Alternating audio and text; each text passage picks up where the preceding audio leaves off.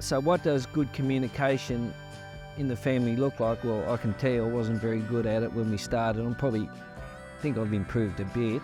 I think the good thing has been that our son-in-laws and daughter-in-law have been so willing to engage in it. That's made it easier, because then my daughters and my son could openly bring them in, and they've all been interested to have a look at it and to have an input. And I think because we've got that honesty out there and the kids know where we're going, no one sort of minds asking the questions now or talking about it. A lot of farming families quite often hear dad or mum doesn't want to talk about what's going on. I've never felt like that. So I think that facilitates good communication as well. Having done some communication at UTS for a couple of years, it comes in very, very different formats, and I think what it can be when it comes to talking about future in an intimate family setup, I think there can be silos. And everybody's got their own idea, everybody's got their own opinion. Some will talk, some won't talk, some will share it.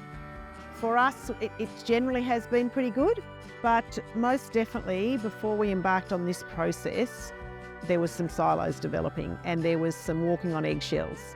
I suppose I was withholding information, and so I was as guilty as anybody else in it, and that then there were subjects that were taboo, couldn't be talked about. I think what we did to make the communication open between everybody, it certainly was a process. We had some extremely difficult Zoom meetings, and we did 2 days in Wagga with 2 facilitators glaring down the 8 of us all sitting around the table. And really, once you've got the open communication, everything else is solvable. Family communication to me is literally the word communication. I think too many farms, we all, whether it's families as in siblings or whatever, tend to have the roles and take off first thing in the morning and disappear in the paddock and not communicate regularly enough. It's having those weekly meetings, those daily meetings if it needs be, and sitting down and communicating what needs to be done strategically as well as day to day. When it comes to succession and who's where and what and how, it just, communication is the word.